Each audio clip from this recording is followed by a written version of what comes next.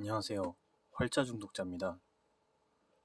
이번에 제가 학원계의 내부 고발자가 되어서 양심선언하는 글을 썼는데요. 네. 공격이 많이 들어올 거라고 생각합니다. 특히 원생을, 머릿수를 학원 경영의 존재의라고 알고 그렇게 믿고 있는 원장이라는 타이틀을 달고 있는 사업가들에게 매우 뼈를 때리는 얘기일 거예요. 다른 얘기 하기 전에 이거 먼저 한번 볼게요.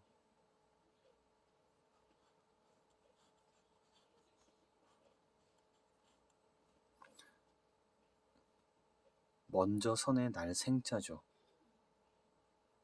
근데 이 뜻은 먼저 태어났다는 거죠. 먼저라는 건 비교 대상이 있어야 됩니다. 그럼 먼저, 누구보다 먼저 태어났을까요?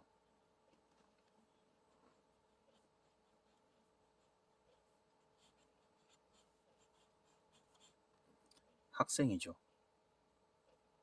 학생보다 먼저 태어난 사람이 선생입니다.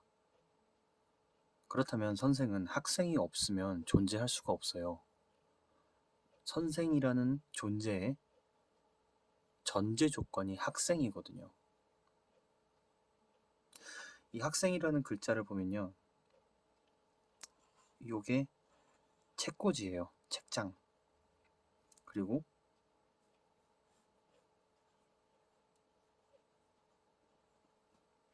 이 부분이 회초리입니다.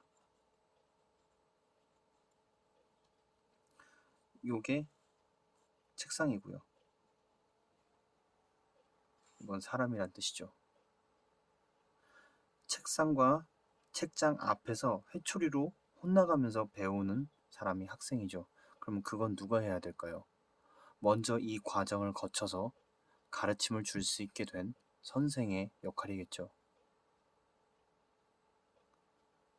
요즘에는 공교육이 너무나 많이 무너져 있어요. 그래서 학교가 해줄 수 없는 역할을 어머니들은 학원에 의지하기 시작했습니다. 오히려 학교 친구들보다 학원 친구들이 더 많고 학교 선생님보다 학원 선생님에게 배우는 게 더 많죠. 사교육이 공교육을 대체하기 시작한 지 정말 너무나 오래 지났는데도 불구하고 공교육 노래를 부르고 있습니다만, 그만큼 사교육 교사들이 퀄리티를 높이고 본질대로 학생에게 앞서서 먼저 태어난 사람처럼 제대로 끌어야 되지 않을까요?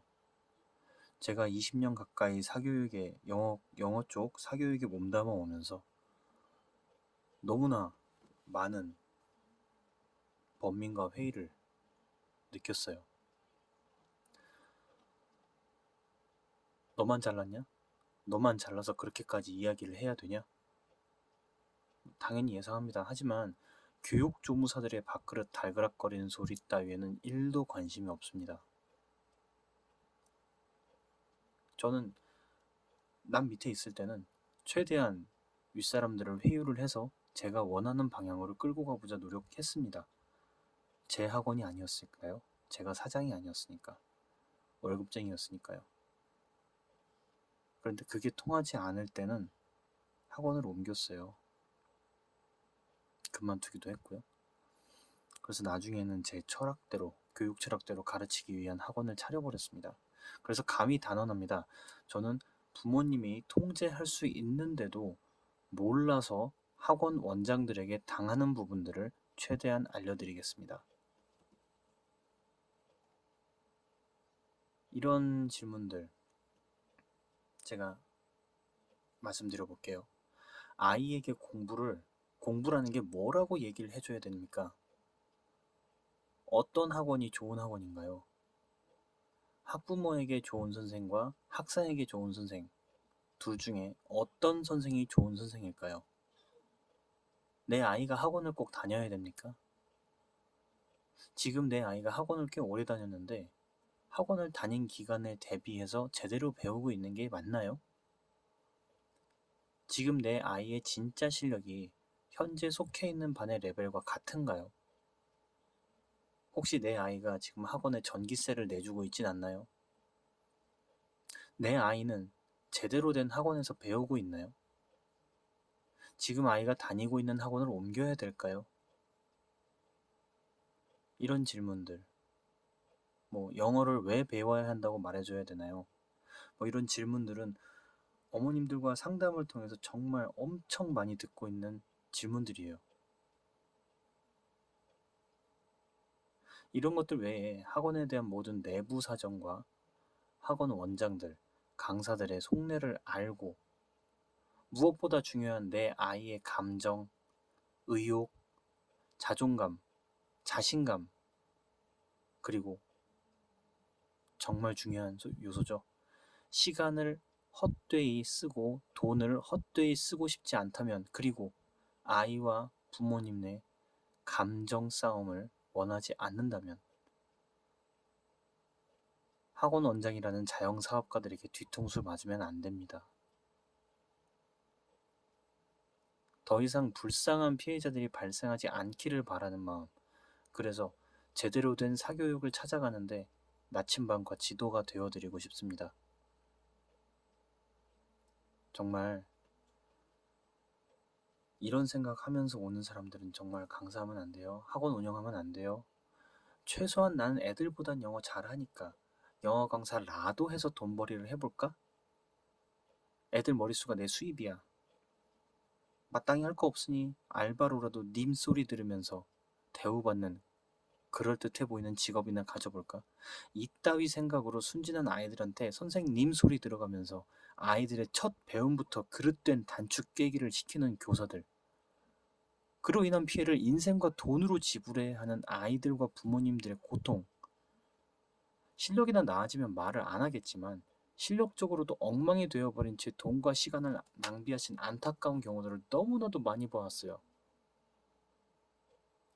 내 아이를 그 위험에서 구해내고 좋은 환경으로 이끌어주세요.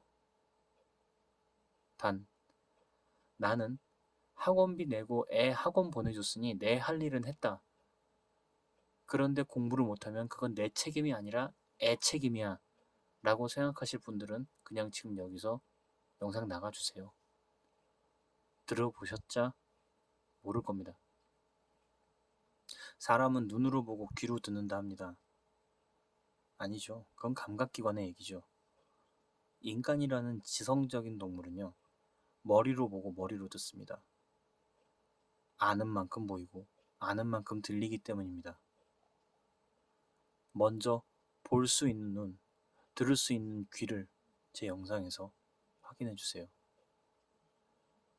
하지만 저의 대의 명분보다 가장 급한 것은요, 이미 위기에 빠져서 전기세를 내고 있는 분들, 그리고 그런 부모님들이 아이들에게 올바른 방향을 알려드리는 거, 바로 그겁니다.